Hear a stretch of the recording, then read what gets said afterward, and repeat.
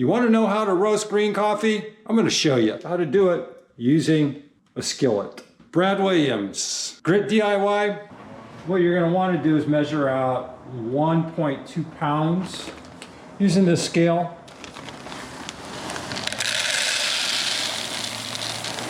The reason you don't want to go any more than 1.2 pounds is the skillet and the overflow of these beans when they roast. They're going to expand about 20%. The last thing you want are the roasted beans to flow over and fall down into the stove grill. Then you have to fight and clean all that up. So stay conservative. 1 to 1.2 pounds is what I recommend based on a large skillet. If you have a supersized skillet, clearly you can experiment and go with more. Going less for a newbie is a smart way to go. And then increase the number of beans you want to roast. Now, if you are interested, I mean, that's what green beans look like. They're not actually green, depending on the variety. These are Ethiopians, and they're unnatural. That means they dry naturally in the hot temperatures in Ethiopia. They can set them out on concrete and let them dry. They do this in South America, very popular.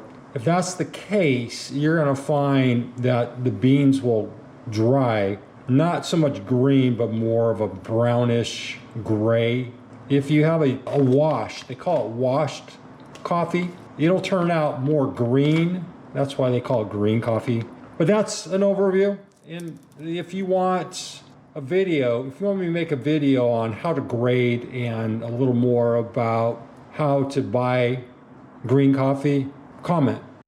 Let me point out a few of the items you're going to need. You're going to need a wood spoon. You're going to need a skillet. Don't mess around with aluminum and Teflon, not with roasting coffee. You're going to need a mitten. Thermometer is helpful. You don't need it, but I recommend if you have one.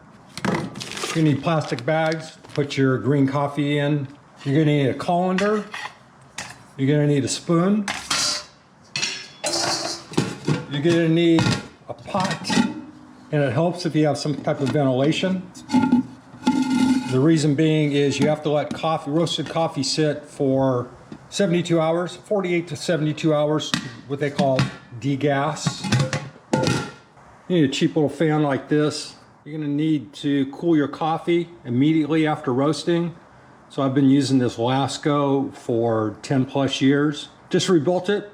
Capacitor blew up. I have a video on that, so check up on the right if you want to watch that, the repair. Spent a whole $1 on a new capacitor.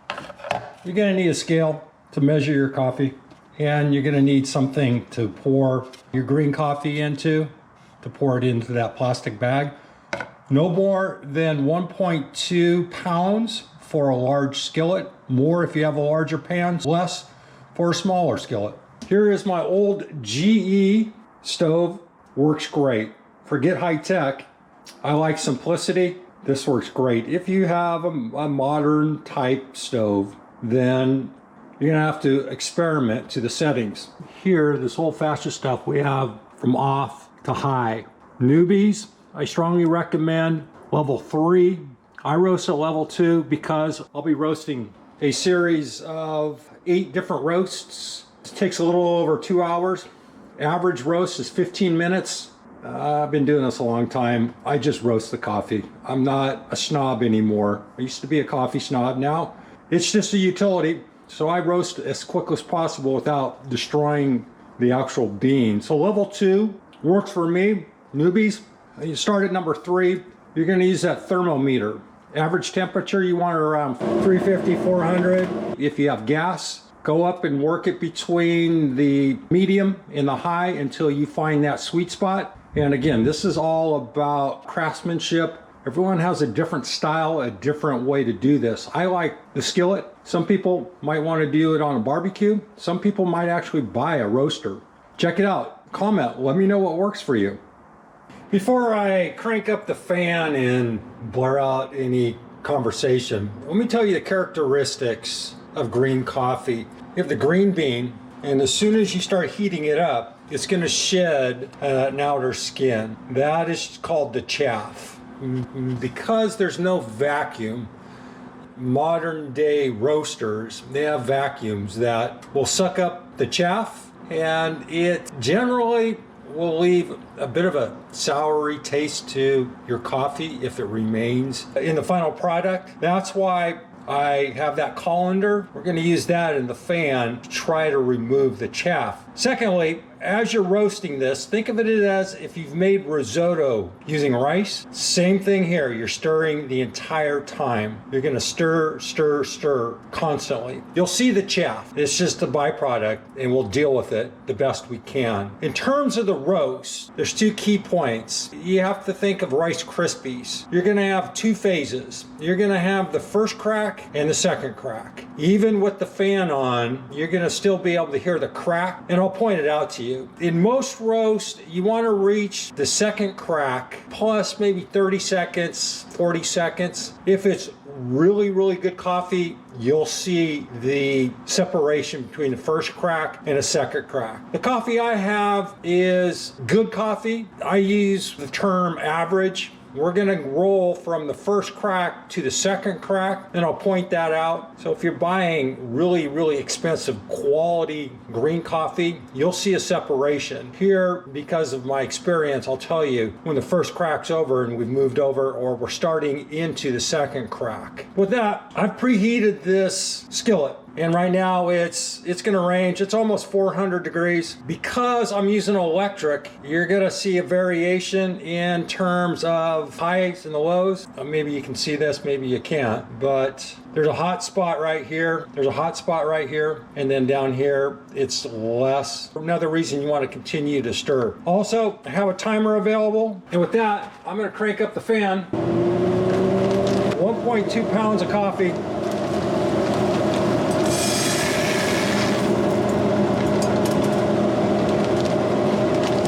I'm going to start the timer.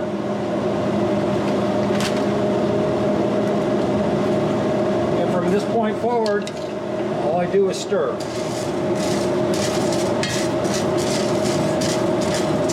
You're going to get a lot of different aroma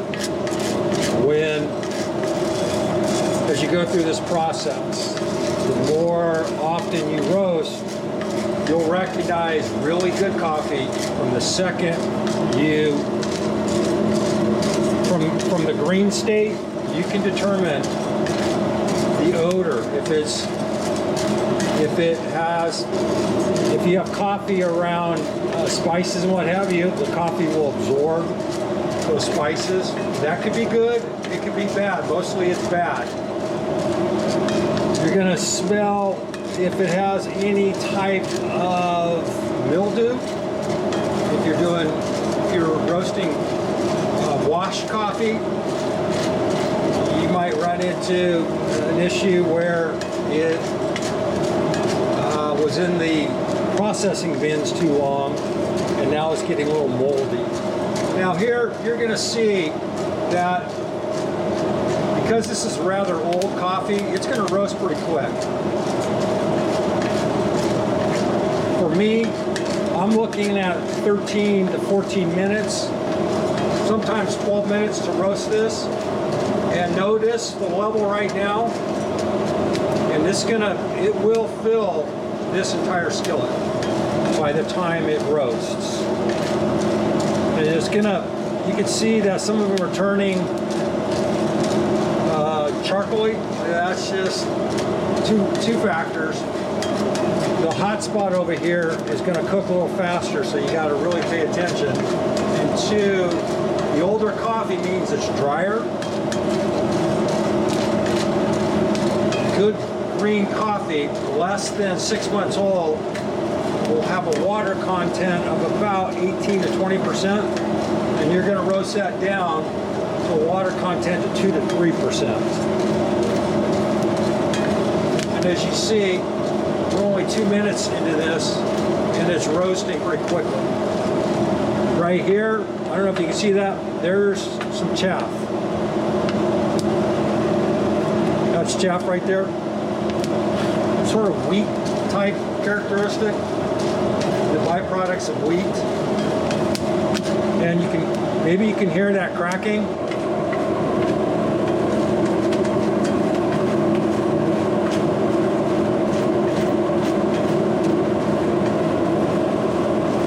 I call those outliers. Think of when you're roasting coffee, there's an average. You're going to have some beginners, and they're going to be random. There'll be few. Then we're going to work up. So think of a bell-shaped curve, and we're going to work up to that average, that peak. Then the cracking will stop. There could be a break. Then we'll go into the second crack. Now, a lot of people take an art to this. They could use multiple heat levels. They may go hot for 2 minutes, drop the heat for 2 minutes, crank it up for 5 minutes, lower it. I've tried all that. In the end, I'm just roasting 8 bags of coffee as quick as possible. For you, I encourage you to experiment. And you're going to find through time your sweet spot. Now you can see I'm just after 4 minutes, you can see the smoke. That's just, there's 2 things. We're roasting the coffee and we're also burning off the chaff. You can see over here, right here, for example, that's chaff, and it'll burn off, and the byproduct is the smoke.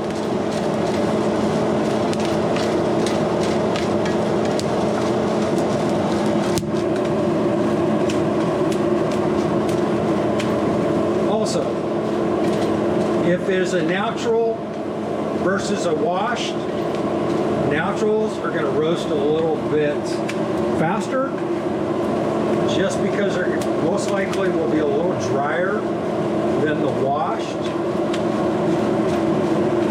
Other great coffees, Yemen.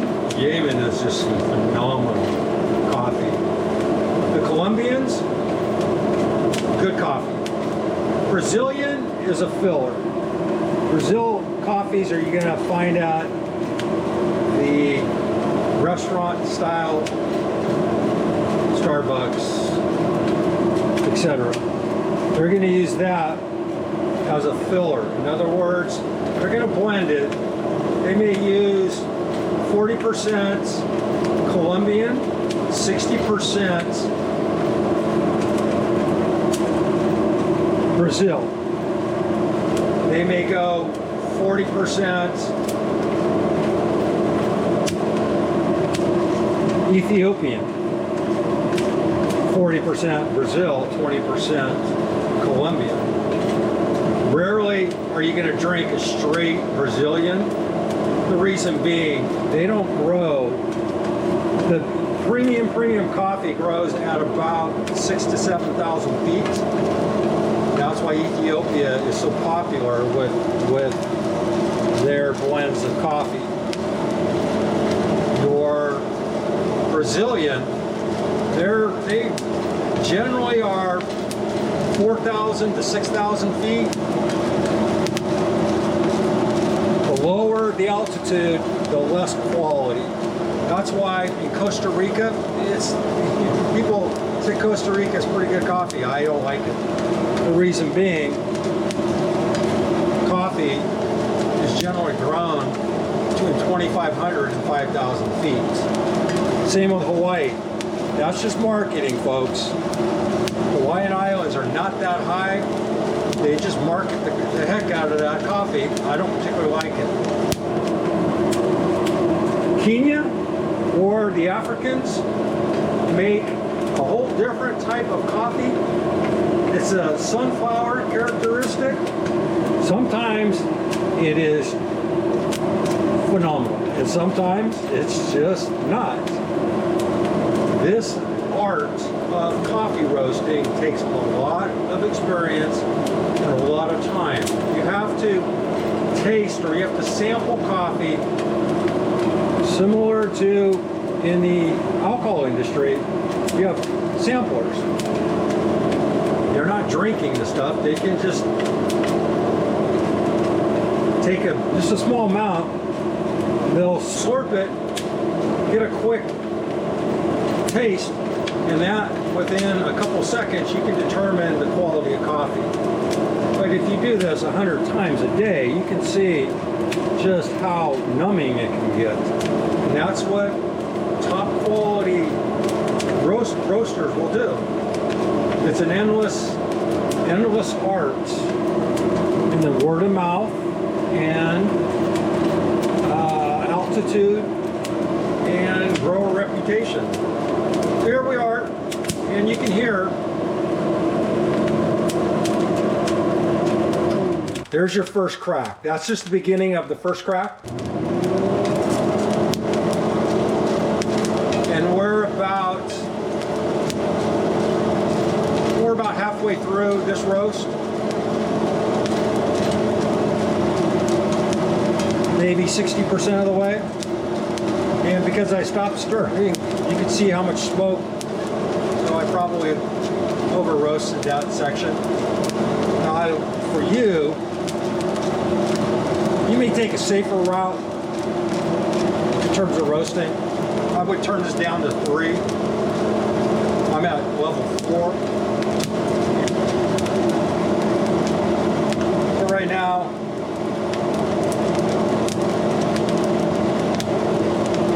it's really hard to tell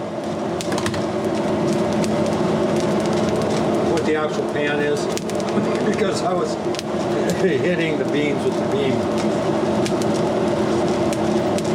As I said, my roasts usually take 13 to 15 minutes, and a couple factors.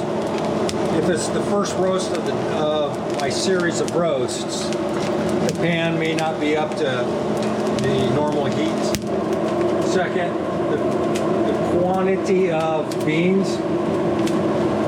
Like I said, I try to use 1.2 pounds for this skillet. And you can see already how full this pan gets. And that's just the expansion of the beans and the natural roasting. There's all kinds of crazy things going on inside this bean through the chemical process. It's actually rather fascinating, but I'm not going to bore you with all the chemistry involved in terms of the baby nuclear reactions. Those are all tiny explosions of the water still within the beans, so the moisture.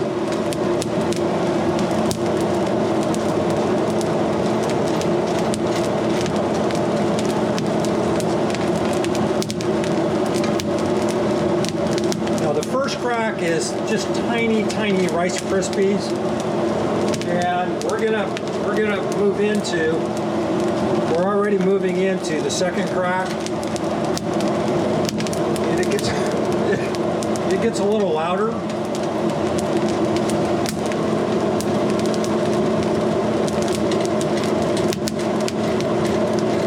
So we're moving into, we're finishing up the first crack, and we're moving definitely into the second crack. And my goal here, and you may not be able to see, but there's some lighter colored beans in here. And when I say this is good coffee, this is good. If this was high quality coffee, really expensive stuff, you wouldn't find this roasting where some are roasting, some are not. This is, like I said, this is a good average coffee for everyday consumption. So we're definitely into the second crack. And again, if this was high quality coffee, I could differentiate it. But now it's up to you to determine what level of coffee you want. A super dark roast. What you want to do is try to, if you start over roasting, it'll get oily, and that's that's a point where you need to stop the roast. And you can see I'm right at that level. And I'm a little over 13 minutes. So I'm going to give this about 15 more seconds. Then I'm going to take this over to the colander, and I'm going to dump it in the colander.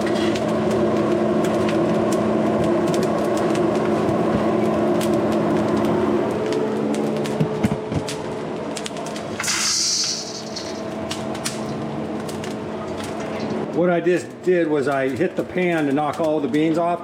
So this is in the colander. Now I'm going to take this outside, and we need to cool this immediately.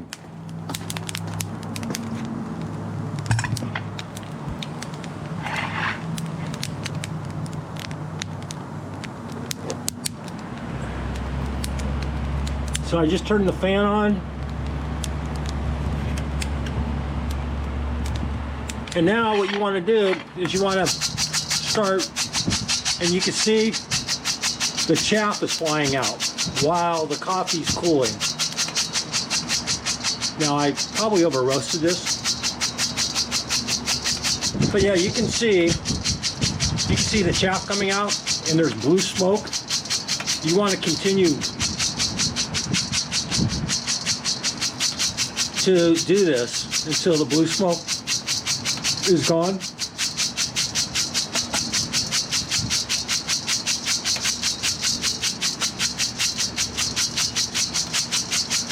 You can see there's quite a bit of chaff. You see the chaff? And this is just the first phase. I'll do this a couple of times before I actually roast the coffee.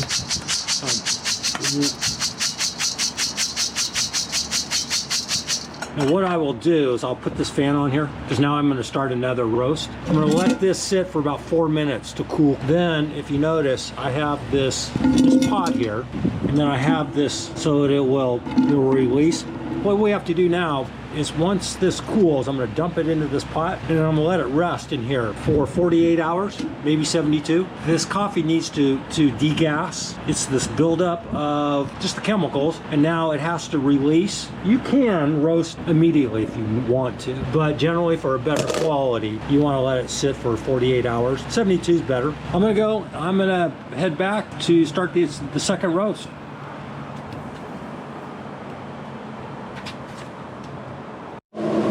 If you're doing repeated roasts, make sure this is clean. We're running right about 400 degrees. That's good. 350, 400. You'll find your sweet spot. And now this is just wash, rinse, repeat. I'm going to do this over and over again. So what I'll do is set this timer. And then in 4 minutes, I'll go and I will go to the cooling coffee. I'll try to filter it a little more, try to filter out a little more of the chaff. Then I'm going to dump it into the pot. This is going to sit on this hot stove for about 40 seconds while I do that. And I'll have to move all this coffee over. You see this hot spot right here? I'll try to move this coffee while I'm fussing with the other cooling coffee. This is as simple as it gets. You just do this repeatedly over and over and over. And then in 3 days, I'll run the coffee through the colander one last time to try to get rid of as much chaff as I can. I'll put it in plastic bags, and I'll have a 3-month supply of coffee. And again, if you are passionate about coffee, generally only want to keep a 1 to 2 week supply of coffee, and you roast it as you need it. I still do that for the most part, but true coffee will lovers will follow a very strict discipline. I used to, I don't. Again, I fell in love with it, then I fell out of love with it. Now it's just, for me, it's just, I like coffee, I roast it, I drink it. That's it. That's all the purpose. That's the purpose of this video. If you love doing things like this, then it's no work at all. To me, this is just 2 hours. I roast it up, and I get to enjoy the dividends for the next 3 months. The smoke, not that big of a deal. You can see how much smoke it generated. Yeah, it's a little bit windy outside today. The wind, I have all my doors and windows open, and it's blowing all the smoke, all the residual smoke out of my house. So that's a good thing. But sometimes I'm not so lucky, and I'll have a 2 to 3 day coffee smell in my house, which isn't bad. But visitors go, your house smells like coffee. Well, for obvious reasons. So then I give them a pound and they go, oh, now I understand why. So that's it. You're gonna have the roasting process. First crack, second crack. Pull it, 30 seconds, 40 seconds after, maybe a minute after the second crack. If it's averaging, you're gonna see that it's gonna start turning oily. You definitely want to pull it out before that. But if you have really good stuff, you could pull it out after 30 seconds of the second crack, a minute after the second crack. Just experiment. I also suggest that starting off with a pound might be too much. Maybe go with a 1/4 pound. Roast it up. Clearly it'll roast a lot faster than what I'm doing here. Get used to hearing the cracks, tasting it.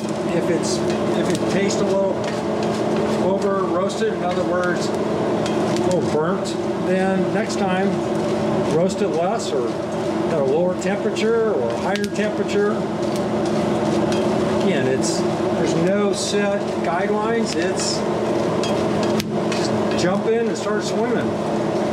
All right, now I'm going to run out. I'm back at this first roast. I'm gonna just shake this up. The coffee's cool now. Some of the chaff will come out, but keep in mind I got this other stuff roasting, so I only have about 15 seconds here. And I just dump it in here, and I'm back. And that's it. I'm not gonna see what happened. I didn't move this coffee over, and it's going to be a little over roasted. All right, we're about 9 minutes into this, and you can see the inconsistency here. Now, this is still good coffee. What happens is you as a producer buy coffee from a bunch of different, they're typically co-ops, and they end up mixing coffee from different farmers, coffee growers, and then they just batch them all together. The really good, high quality coffee will come from a single farm and a single plot. And that way they have consistent roasting. This is a mixture, and the byproduct is you're gonna get a mixed roast. So you can still see there's lighter colored beans, and subsequently you just have to nurse them. If you're roasting at a lower temperature, you can control this. But me, I'm gonna roast it, I'm gonna stir a little more aggressive and just keep mixing this up. Remember, risotto, you're just mixing, but you gotta really be careful not to be over aggressive and start knocking the beans out of the pan. We're in the second crack now. Just wrapping up the first crack, going into the second crack, and you can see these lighter beans. That's just, you get what you pay for with coffee. And I don't mind this. And when I was selling it, I told all my clients, this is exactly what you're gonna produce. And this is the byproduct because it is a blend of, in this case, Ethiopian, I think this is the Cinnamo. And they're all Cinnamo beans, all right? In other words, it's a region. And it could just be a mixture of beans from the region.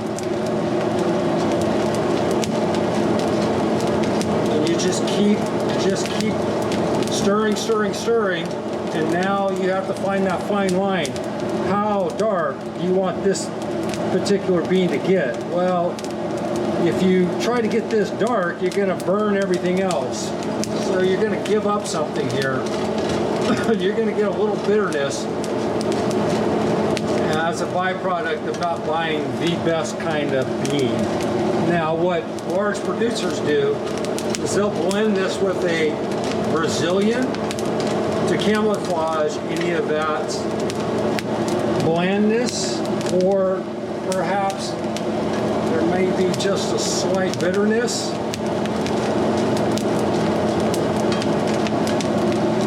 But this will produce a nice chocolate flavor, chocolate berry flavor.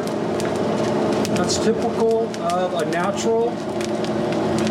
And if it's a wash, you're gonna get a blueberry flavor, and a really good Yirgacheffe wash will just knock you off your socks. Okay, I'm a little dark.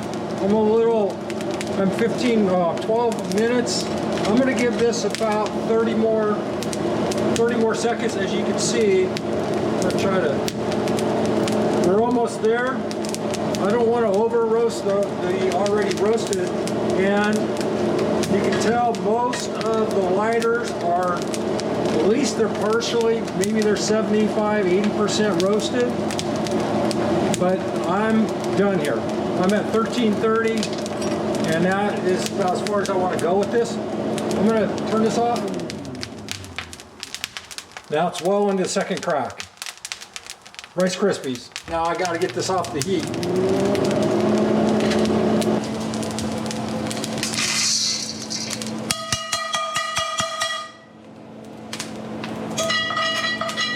Well, this is phase 4 and the final process. We have the coffee here at Vence.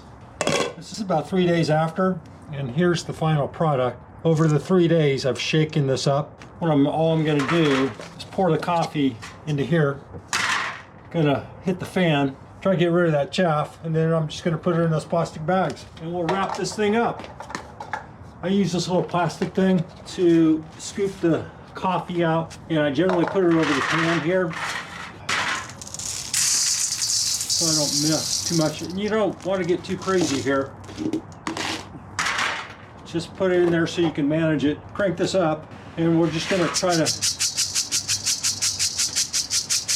see the chaff.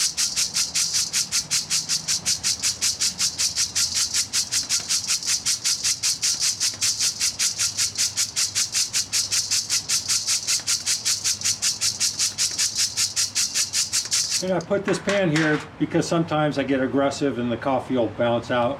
Just FYI, it's another foggy day in Northern California.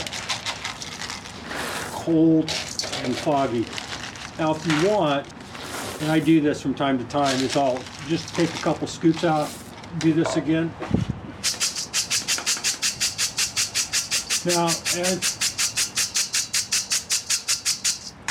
as you proceed with this, as you pour this in, you're gonna have more of the chaff towards the bottom of the pot. When I pour it over this pan to try to collect anything that spills over.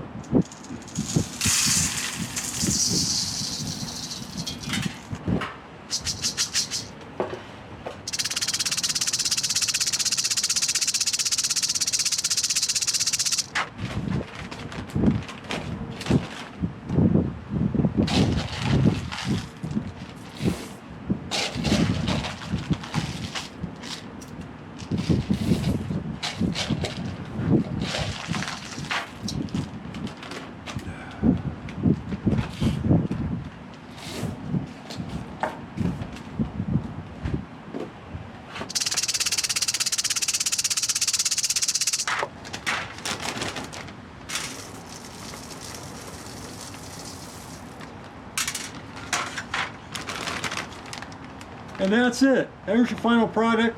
This will last about 3 weeks or so, depending on how much coffee you drink. If you enjoyed this, comment. If you have a different way of roasting, let me know. Share it. If you found this helpful and you like this kind of stuff, give me a thumbs up, a like, hit that subscribe. Hope you enjoyed this. I did. Brad Williams, Grit DIY. Hope you enjoyed that. Thanks for watching. See you soon.